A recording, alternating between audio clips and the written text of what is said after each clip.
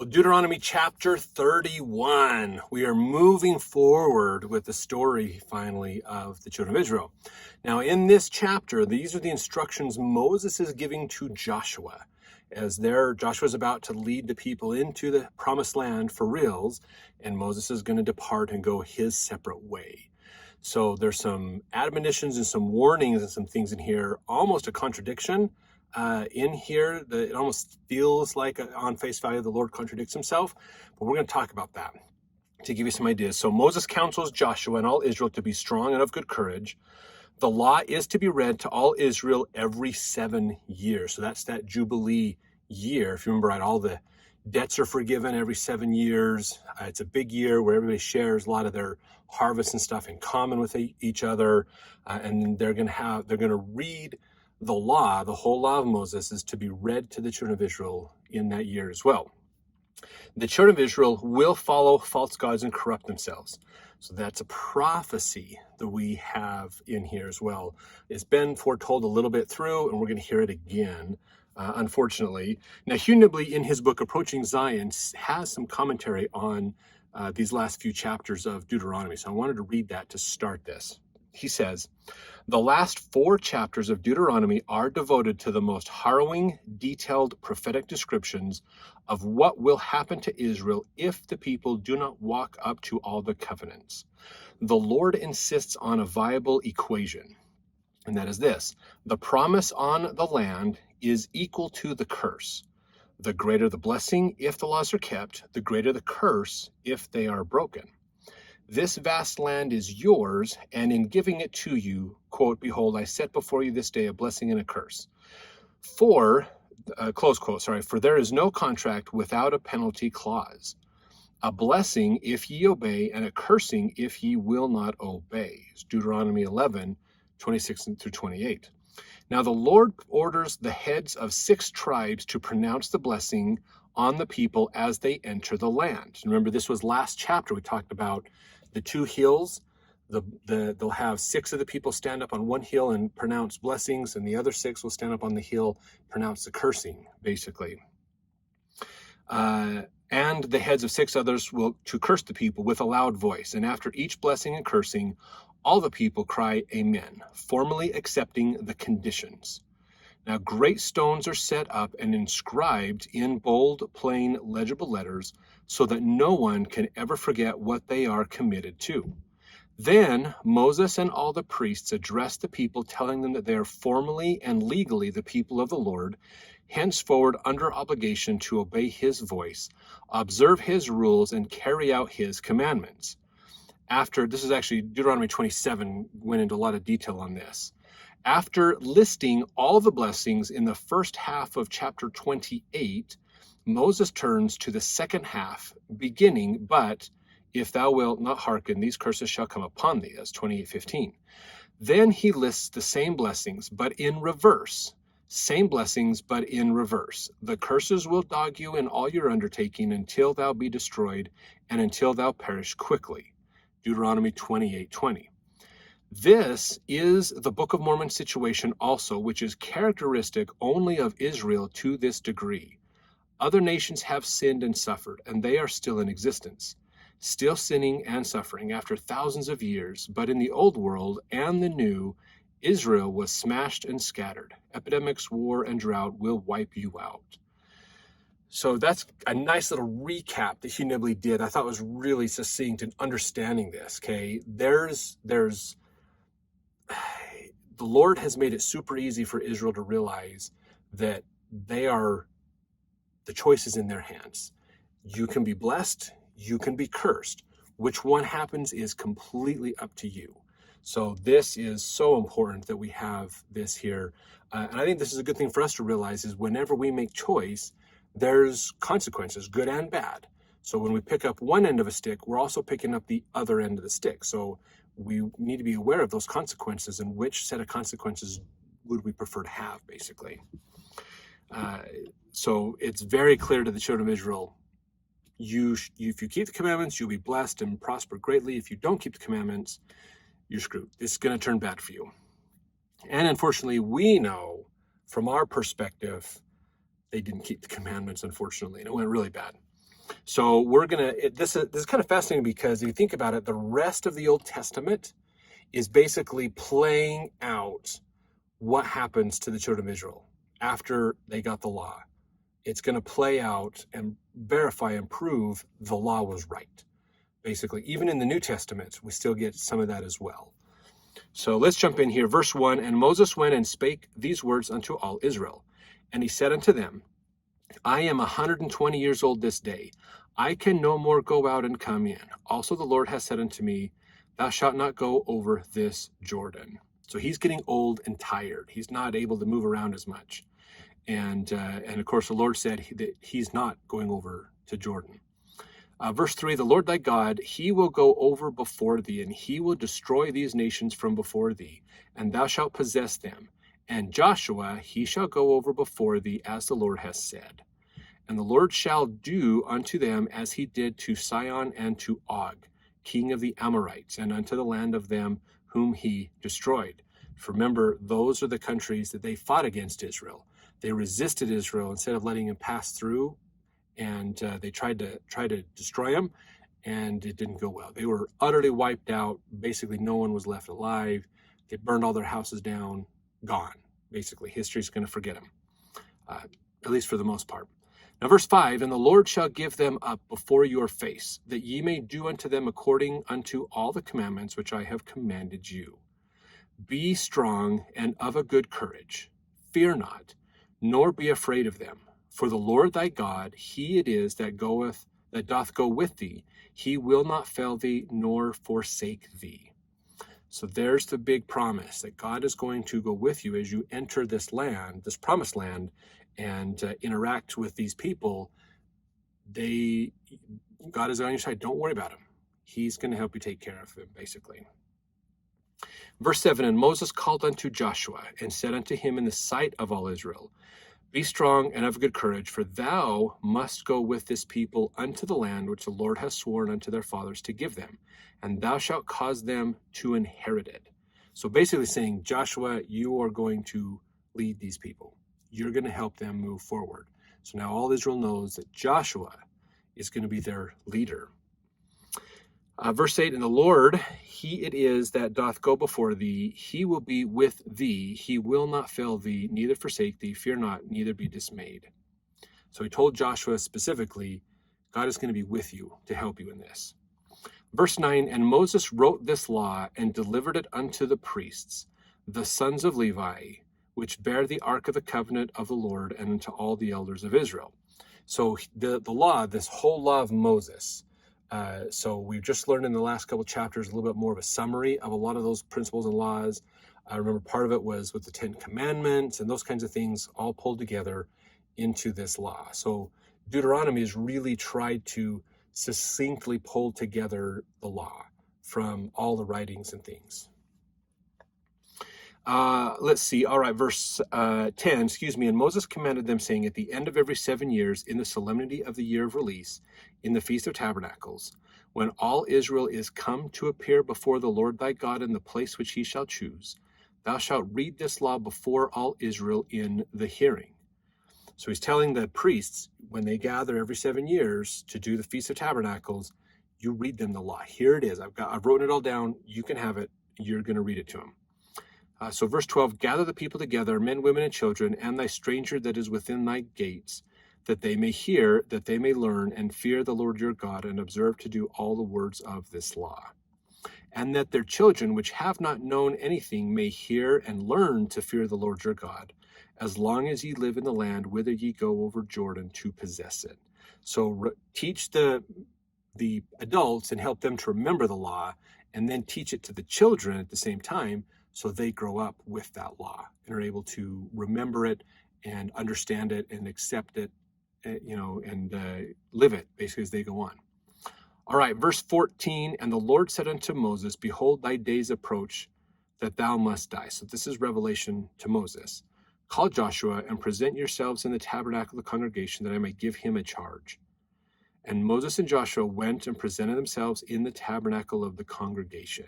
So this is the experience here of Moses getting Joshua going, come here. Lord wants both of us to meet with him in the tabernacle of the congregation.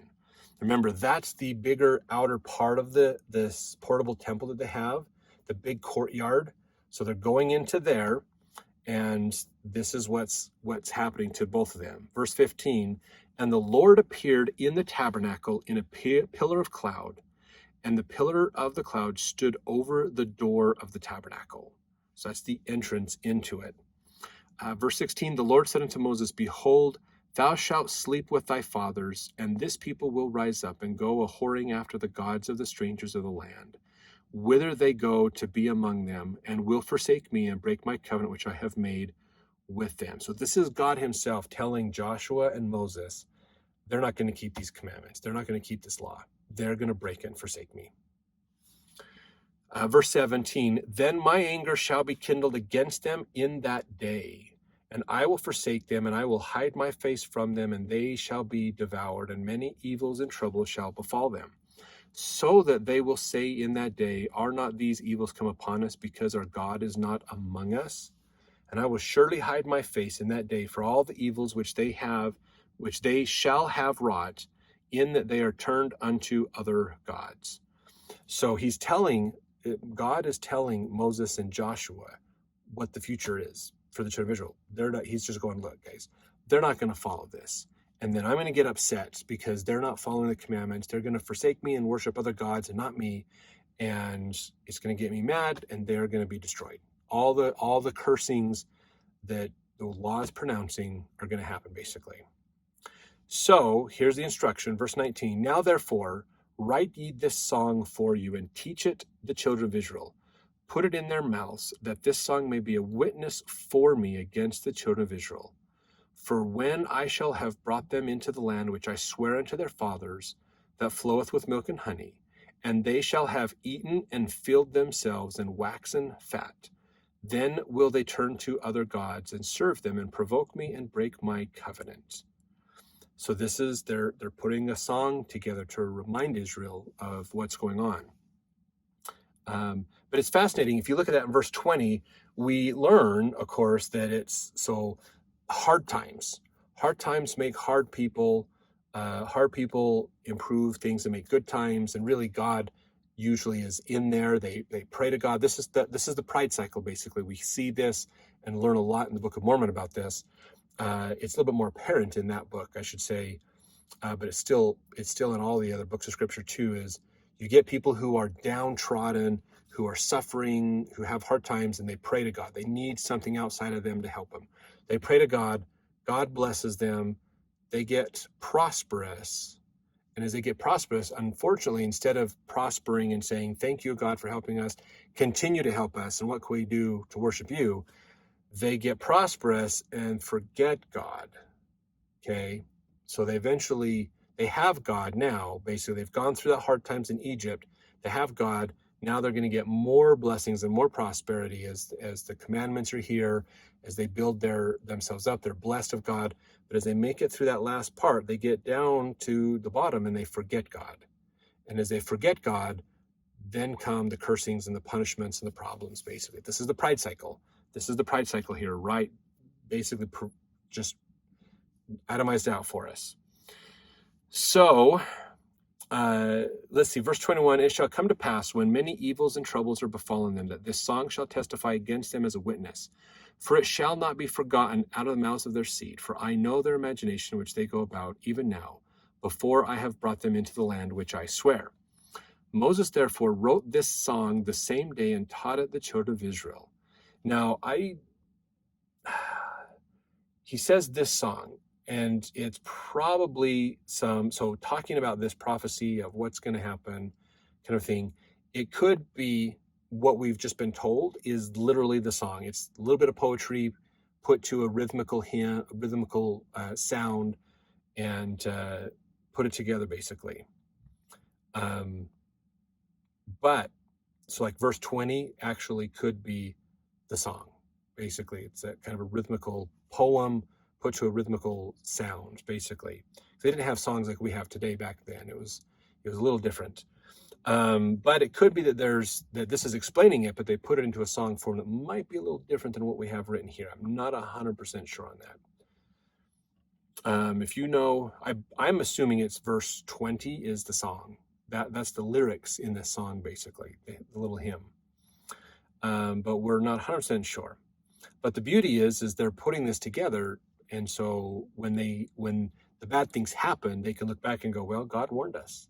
I mean, we have this song that's just kind of a popular little song that's in the back of all of our heads, and it actually just explains what we just experienced, and we goofed up. God knew it. This is going to testify against us. So verse 22, Moses therefore wrote this song the same day and taught it the children of Israel. And he gave Joshua the son of Nun a charge and said, be strong and of a good courage, for thou shalt bring the children of Israel into the land which I swear unto them, and I will be with thee. Now this is the Lord speaking. So he, in verse 23, is not Moses, but the Lord speaking. It could be speaking through Moses, like a revelation to Joshua through Moses. It's possible. Verse 24, and it came to pass when Moses had made an end of writing the words of this law in a book until they were finished, that Moses commanded the Levites, which bear the ark of the covenant of the Lord, saying, take this book of the law and put it in the side of the ark of the covenant, I just lost my spot, of the Lord your God, that it may be therefore a witness against thee. For I know thy rebellion and thy stiff neck, and behold, while I am yet alive with you this day, ye have been rebellious against the Lord, and how much more after my death. So Moses is telling him, because of the prophecy that he's just been given, that you need to take care of this law, read it, help the people follow it. I know they're not going to follow it. I've seen that already. But come on, you guys have been wicked with me here. How wicked are you going to be when I'm not here? Basically. So Hugh Nibley had a comment about this in his book, Approaching Zion, chapter 7. It will always be there as a standard to judge them by. This, they will be left without excuse, basically. So that was the point of this song, is there, and the law is there. They have no excuse. They have no excuse. When they get to day of judgment, they'll be like, yeah, you explained it, God. You told us the law.